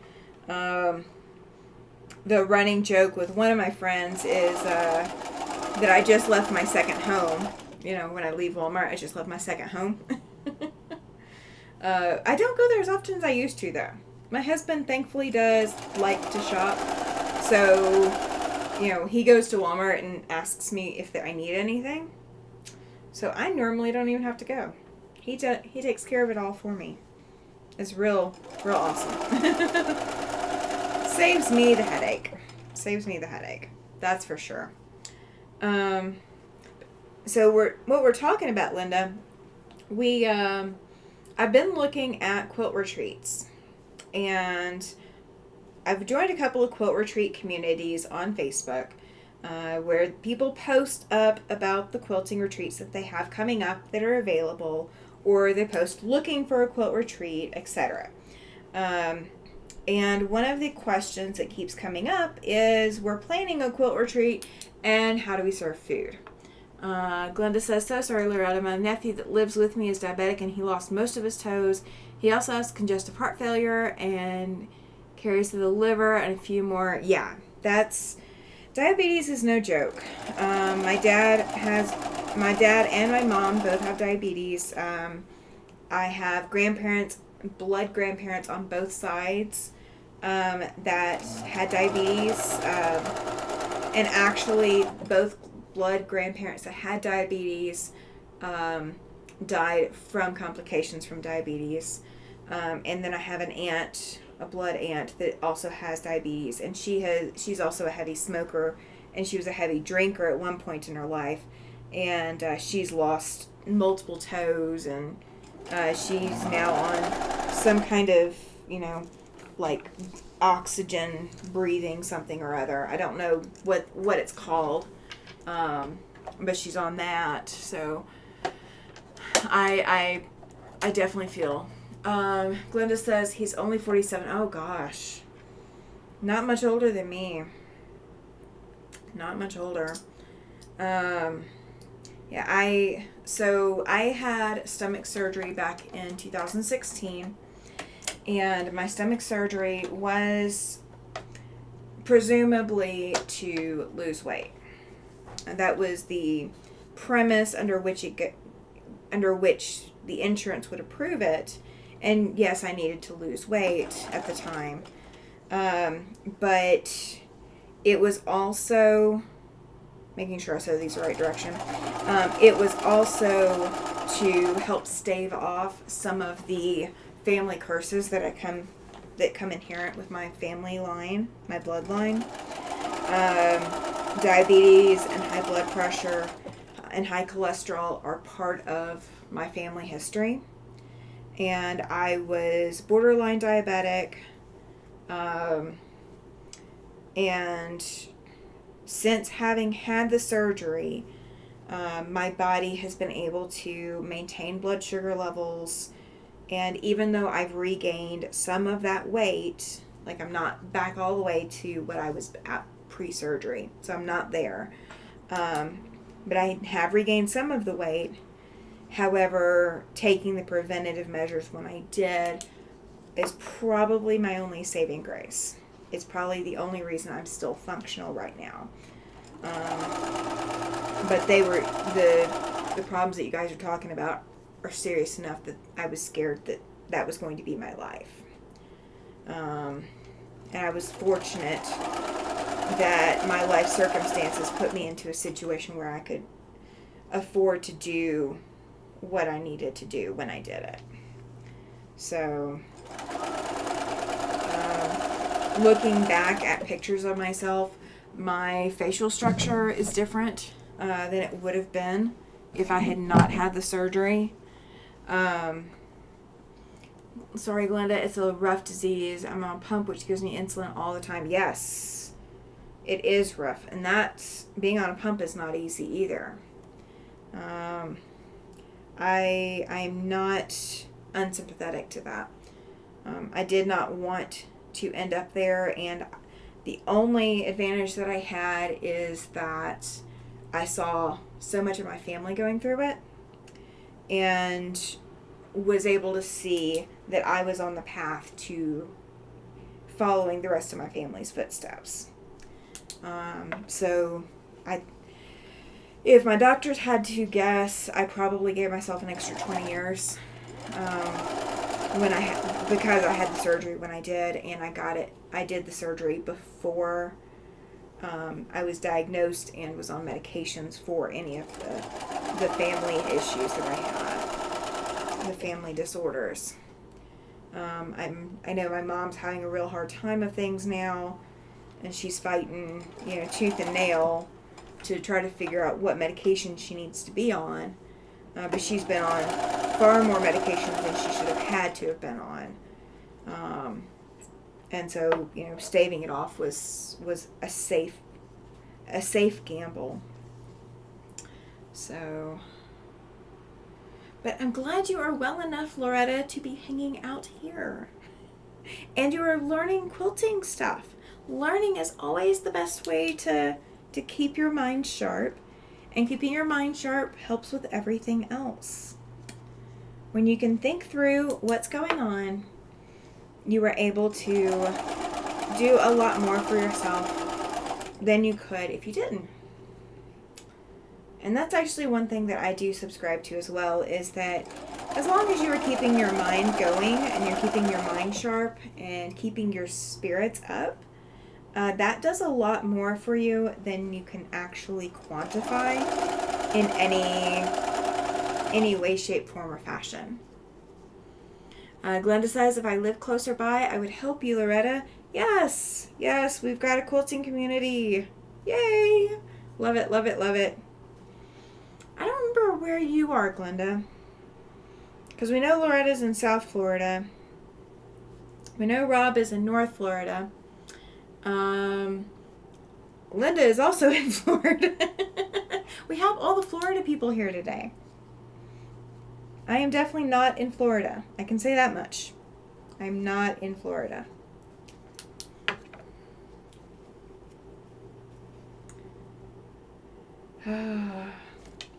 Alright, let's see. Okay, so we talked about food. Let's see. Aw, yes. It was very sweet. Very, very sweet. Let's see, what else can we talk about? How many projects do you guys have going right now? How many quilting projects do you have going? Or if you aren't just a quilter, if you do other projects as well, how many other projects or what kind of other projects do you have going right now? I've lost count of how many quilting projects I'm working on. Tonight on my Sew Sunday, I'm going to be working on my client's quilt block again to make sure that I've got that all sorted and all the kinks ironed out with it. I want to make sure that my client's quilt goes together seamlessly and I don't have to go back and redo anything. So that's what we're going to work on tonight. So you guys get to see another kind of quilt block going together. And I think I probably will leave this up on the board for tonight. So people will get to see what we worked on today. Kind of like a sneaky show and tell. I think that's what we're going to do. We're going to leave it up. I'm excited to see how y'all's come out. Linda says, I don't have enough fingers and toes to count on my project. Oh, well, do you want me to lend you another set? I'll lend you an extra set. You can have some of mine. Oh, Glenda says, I miss being able to help other people. Yes. And that is why I joined up and started working on angel gowns. And also why I work on Quilts of Valor. Because that does help other people, and those are projects that are not for profit. You can put those things together and they go to someone who very much needs them at one point in their life or another. So I like being able to do those projects. I actually need to kind of start on my next Quilt of Valor. I'm about to do an award for one this upcoming week. And I just have to finalize what day I'm doing the award. It is going to be another one during a baseball game. This one will not be broadcast, as far as I'm aware. Sean is here. He says, good afternoon, all. Good afternoon, Mr. Sean. Glad you made it in, sir. As you can see up on the wall, we have been working hard on our, here's the angle, altered pattern. Oh, this was a gift forward from Denise Freed. She is a quilt instructor out of North Dakota. She brought this pattern to us at Quilt Wyoming and graciously said that I would be allowed to teach it here on my channel. So this is our Jelly Roll friendly project this month. Normally I'm doing a Jelly Roll, I'm doing a project, a free project every 2 months. Oh, I love it. Glenda says, I got 96 extra 3-inch squares. I got a little carried away. You can always put them on the back. Sean says, oh, that's pretty, Tammy. Thank you. There's a lot of different layouts that you can do with this. And this is not the original layout that Denise Freed used for her quilt that she was teaching. And but it's the layout I decided to go with for mine, and it is definitely not complete. One, I'm missing a block that I took down earlier, so it will come back, but there's going to be 10 blocks across and 13 rows down. Oh, Sean is headed out. Is that correct? Or Loretta's just saying bye? I hope you're not leaving, Rob. But if you are, I understand. But yeah, so I showed earlier how to put mitered borders on. So we did a mitered border tutorial because you do have a mitered border that is going to go around this quilt. So the quilt center is 60 by 78 with this layout, with having... Well, good evening to somebody. I know somebody's leaving. I'm sorry, whoever is leaving, but thank you for being here. Let's see, we're running to Donnell's Zoom. I'll see you next time. Oh, okay. That makes sense, Loretta. Enjoy. Tell Donnell I said hi. Doggo. He is not in the room. He is out with my husband, who is actually home at the moment. Hubby is getting prepped for things coming up this week. He's got another round of tournaments that he is coordinating, so he's got all of that going on as well. Loretta's saying bye because she's headed out, is what it is, Sean. She is headed to go catch Donnell's Zoom, and she's going to say hi to Donnell when she gets there for me, because I won't be there. I won't be there to say hi. So I got all but 39 blocks sewn, and I've got just that pressed. I thought the doggo was under the ironing board. I think it is fabric. Yeah, oh, it is. That is exactly what it is. It is my extra border hanging down. Oh, that's hilarious. I love that. So I was getting ready for this live, you guys, and the dog actually brought in 2 or 3 extra toys. He was bringing his toys into my studio. I looked at him and said, "You're not staying in here." And he just kind of looks at me like he can't believe I just said that to him.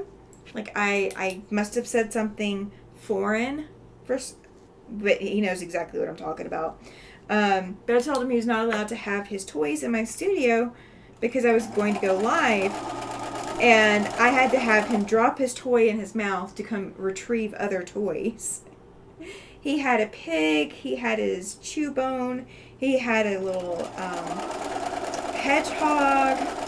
He had quite a few little toys that he'd brought in here to occupy his brain with while I chat away. He very much wanted to be on this live today. Tonight on my my after sunset Sundays, we are going to be working on my client quilt again, and we are going to be finishing up that block and making sure that the block comes out the correct size the first time, so that I don't have the problem with it coming out the wrong size. So we want to make sure that the block comes out correctly, because I'm going to have to make over 52 of those blocks for that quilt, for the client quilt.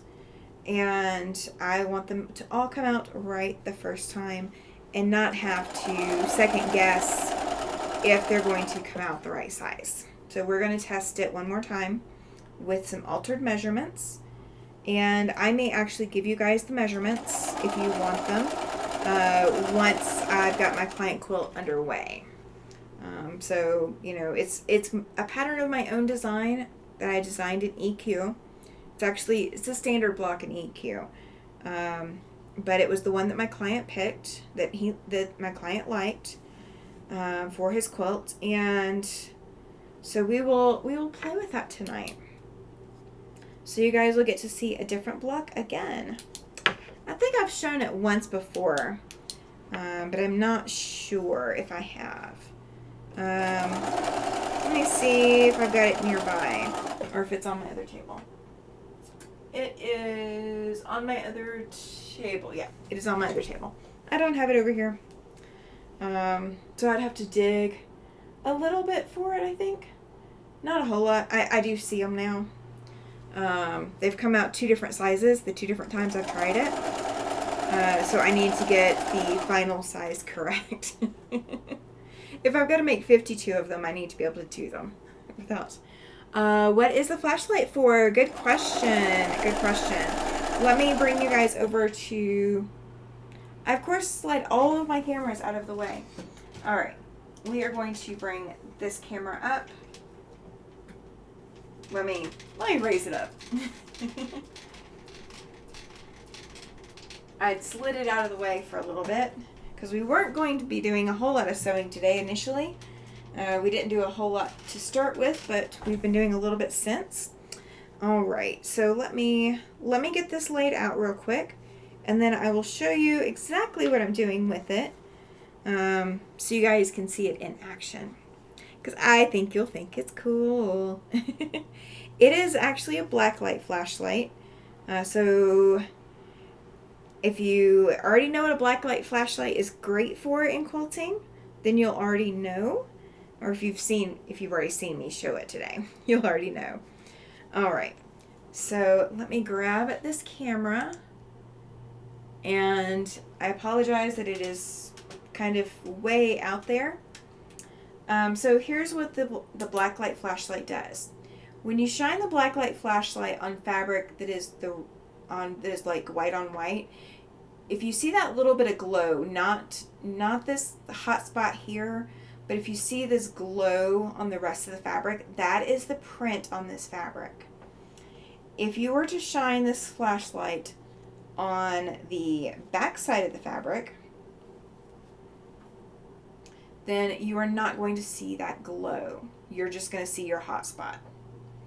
Okay, so this is great for figuring out what is the right side and what is the wrong side of a white on white fabric.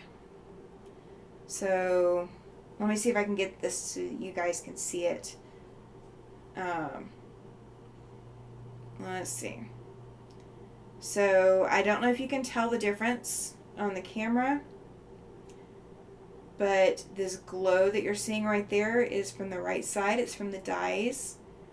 And then here on the back side, you're not going to see that reflection.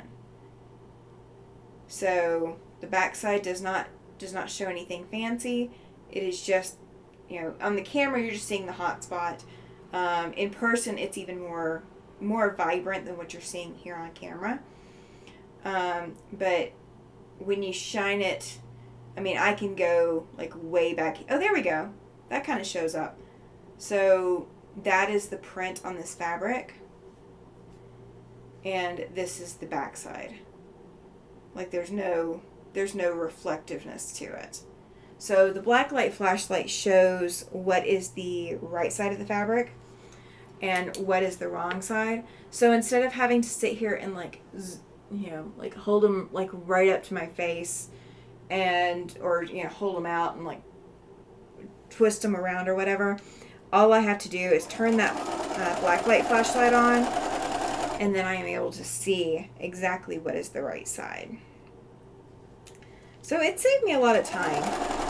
I did not use it earlier in the quilt, so I'm kind of wondering when I go, oh my gosh, you guys.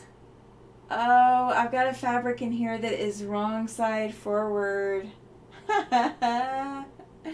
Oops.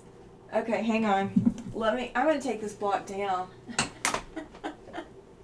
Okay. So if you have white on whites in your quilt, it doesn't really work on the like black on blacks very well. Oh my gosh, you guys. I would never have caught this. Okay. So this block has a fabric reverse. Now that I'm holding it this way, you might be able to tell which one it is. But, as I drop my flashlight, okay, you might be able to tell which one it is here just because we know that there's one that's wrong. Let's see if you guys can see it.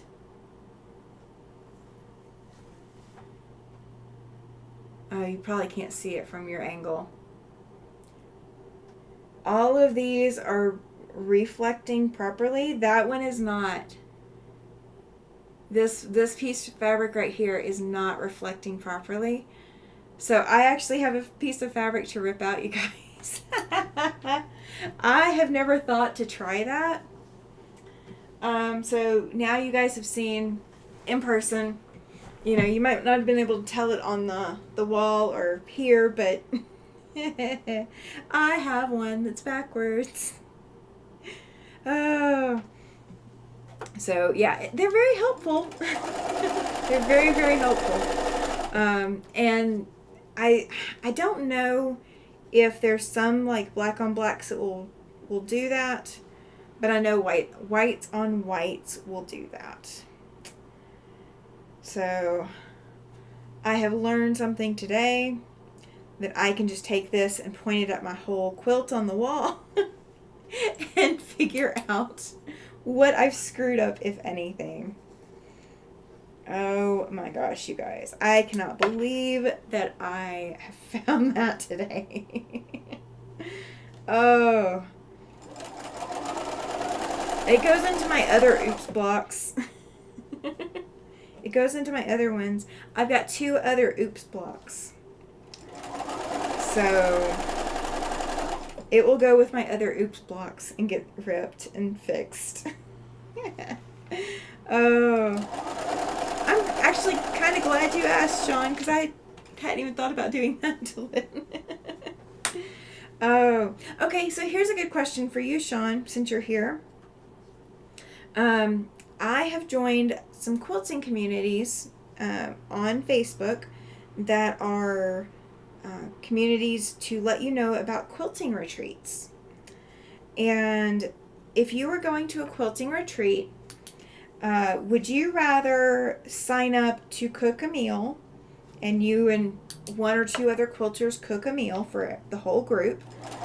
Or would you rather have everything catered in?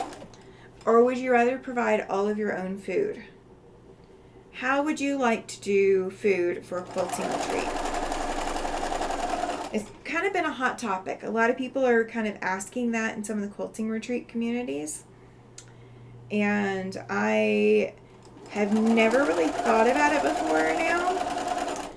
And I think if I go to a quilting retreat, it's probably going to be far enough away from a restaurant that we might not be able to do much.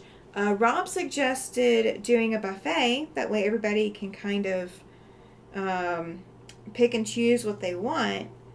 But the only buffet here in town, for example, is a pizza buffet. And you can only eat pizza buffet so many times. Pizza buffet gets old real fast. You'd cook for the group, but only if you could do it by yourself. Okay, that's fair enough. And somebody else could come clean up. That could be their job. I need to go on a quilt retreat with you, Sean. I don't like to cook, so I'd clean up if you do all the cooking. I'll sign up for the day that you're cooking so that I can just help clean up. That would be my contribution, is I will clean. I don't like hand washing dishes, so I really hope they have a dishwasher, but I will clean up if you'll cook. I think my husband spoils me because my husband cooks too. And I don't cook anymore. I don't ever have the desire to cook anymore. I just let him do it all because he likes it. Is that bad? Am I bad for letting him do all the cooking? Oh. I mean, he fixed tacos for us today. I mean, it's not Tuesday, and he fixed tacos. And he does really good tacos. So, I don't know. I don't know what I would want to do. But I would definitely offer to clean. I'd offer to clean. That would be my thing. I don't know which one I'd feel more comfortable with. Yeah, you guys are getting to see me put together the last of my 39 remaining blocks. I had 39 left. My last 3 rows. Sean says that he does most of the cooking there. Awesome. See, I don't even know the last time that I cooked food. I mean, I can microwave something. Like I do microwave meals or whatever. I mean, and I've helped start some food. Like I know, what to do to start, certain meals or whatever that my husband likes to cook. And I start the meals, but he does most of the rest. I don't have to bother. Can I say I'm spoiled? I'm spoiled. I think I'm spoiled. I think that's what it is. I think he cooks so that I can quilt. I think he likes my quilts, so he cooks so I can quilt. I think that's what it is. I need to get him another shirt that says that I cook, she quilts. Something like that. I got him one at Paducah one year. It was like She Quilts, I Cook, I think is what it said. I think that's what it said. All right. So we will actually end here probably another 6 minutes. I'm not going to drag this out just so you guys can see me put together the blocks. You know, unless you guys just want to hang out while I put together blocks. You're welcome to. But I do need to put together the tutorial sheets to go along with this tutorial series. So I do need to put together the cheat sheets. I've got them started, but I just don't have them finished. But I do want to make sure that you guys have them. You guys will have them by 8 o'clock tonight, Mountain Standard Time. So before I go live tonight, you guys will have a clickable, downloadable tutorial sheet, or tutorial cheat sheet to go with this video series. So that will be up by 8 p.m. Mountain Time tonight. So that is 10 p.m.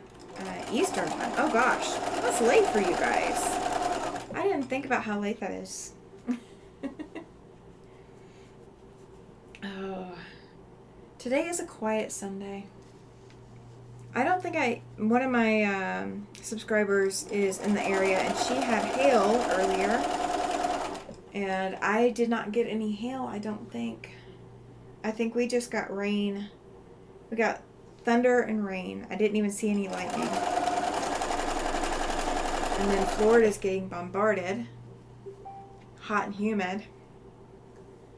Let's see. Oh. Goodness. Alright, yeah. We're going to call it quits after this block. Sean says having people sign up to cook a meal would be the most economical way. Catering is expensive, you're right. You could do a sandwich bar or something. I like that idea. Sandwich bar sounds like a great idea. I mean, and everybody might have their own kinds of breads that they want, but that's not that hard. I mean, and you could do lettuce wraps too for those who don't want bread. That would be a great idea. I like that idea. And if it's only 3 or 4 days, that's not super bad. I like that idea. I might have to implement that. If I get to do a quilting retreat here in Wyoming, that might be what we do. We might do a sandwich bar. Alright, so I'm going to go ahead and leave this here. I do have a few more blocks to go. We're sitting at 1, 2, 3, 4, 5, 6. I've only got 6 more blocks to sew, and then I can come back and sew my other sides on. If you guys did miss how to do this, that is in section 2. That is in the second part of this tutorial. So in the first part of the tutorial for this video, or for this quilt, we went over all of the fabric requirements, and we went over how to make your half square triangle units. And we went over 2 different ways to make them. One is using 2.5 inch squares. You do end up with a little bit of waste that way. The other is using 3 inch squares, where you end up with minimal waste. You only have a little bit of trim off to go. In the second part of the video series, we went ahead and went over how to do this chain piecing. So you're putting together 130 blocks, which is a lot of blocks for some people. And it can kind of feel a little tedious, but when you can speed up your sewing, that is a great bonus. So I went over how to do the chain piecing that I'm doing. Now, one thing I'm doing differently today from my normal chain piecing is instead of separating my black squares into 2 separate piles, I just went ahead and stacked them together. And so I will pull 2 blacks and then 1 half square triangle when I go to put these together. And I will do the same thing that I did before, where you rotate them around. So that is part of the second part of this class. The last part of the class, the part today, was going over the different layout options for what you can do, and also how to achieve a beautiful mitered border. So this is just a fat quarter that I have put mitered borders on to showcase how to do that. But that is what today's lesson is, because your quilt does need borders, and they are supposed to be mitered in order to achieve the same effect. Let's see. Sean says we sometimes do a sandwich bar on Christmas Eve. It's what we did for Christmas dinner most years since it was so hot. Oh yeah, 100 degrees Fahrenheit plus. Yeah, that is incredibly hot. You are also from the hot Christmas childhood, and I can sympathize. I am from a hot Christmas childhood too. I'm glad to not be in a hot Christmas location anymore. But yeah, that is a hot Christmas childhood for me. So, all right, I'm going to go ahead and get off of here, you guys. Again, within the next 4 hours, I will have the tutorial sheets up. So when you go to the bottom, or when you go to any of these videos, as part of the, I am so sorry, as part of the Here's the Angle altered pattern tutorial series, any of the videos will have the link to the tutorial sheet. So it doesn't matter whether you're on class 1, class 2, or class 3, you will have a tutorial sheet that you can click on to go to download it. It will be on a Google Drive, so you can click on that, download that. If you need to print it out, you can directly print it out, or you can go to someplace like Staples or another print shop and get assistance with getting that printed out. That is okay. That is free. It is something that I like to provide to all of my subscribers and my channel, channel watchers. If you are not currently a subscriber to my channel, in order to chat in my normal lives, you do need to be a subscriber. So my Tuesday evening lives are at 6 p.m. Mountain Standard Time. I do also have a Saturday morning most weeks. Not every week, but most weeks I do have a Saturday morning that is at 9 a.m. Mountain Standard Time. And I do have a Sunday evening that is at 8 p.m. Mountain Standard Time. I will be on that one again tonight. So at 8 p.m. Mountain Standard Time, we'll be working on a different project. Sundays are definitely a very chill, laid back, let's kind of hang out, let's wrap up this week and just enjoy each other's company kind of time. Saturday mornings is more about getting something done, kind of, get caught up on something, work on something new, something along those lines. That is what my Saturday mornings are like. Tuesday nights, the first Tuesday night of every month, we do what is called Sew and Tell. If you have never been to a Sew and Tell, you can enter Sew and Tell for free on the Facebook channel. And at 6 months, which is going to be October, we will be doing a big giveaway for a Sew and Tell recipient or Sew and Tell winner. You have to enter Sew and Tell in order to be eligible to win. But one lucky participant for Sew and Tell will win a completed quilt. So please do not hesitate to subscribe. If you have questions about this tutorial series, if you have questions about my normal channel, if you have any hints that you want to give me, any things that you want to say back and forth, you absolutely can. You can leave me a comment. My email is also in the information about my channel, so you can drop me an email there as well. If you're not comfortable chatting on YouTube, I completely understand. So you can always drop me an email and I will respond. As Sean is pointing out here in the chat, and you should be able to see the live chat replay as well. Sean's pointing out, and I will be live at 6 a.m. My time this Saturday with him over on his channel, over at The Guy Who Sews. Sean, if you want to do exclamation selfie, go ahead and do that. Nightbot should be turned on so that all of my subscribers or anybody who's coming to catch this channel can also come catch your channel as well. I apologize, you guys. I wear slip-on shoes and I lost my shoe. I was looking for it. My foot is looking for my shoe. I found it. Found my shoe. So yeah, if you guys want to come check out Sean's channel, he's going to have me over there and hopefully not asking me a whole lot about Australia. I think we were going to do baseball. I'm definitely going to need to do a little bit of studying before we do that. I'm a little nervous. Sean says I always sew barefoot. So do I, and that's why I wear slip-on shoes. I tend to wear shoes throughout my house just because it helps with my posture. Oh, you have another topic for me. Oh, goodness, Sean. I'm nervous now. Not Australian themed. Yay. Yeah, because I think I would be lost. So, yeah, you guys can catch me this Saturday, August 3rd, over on Sean's channel. And then I will be back here on my channel at 9 a.m. my time.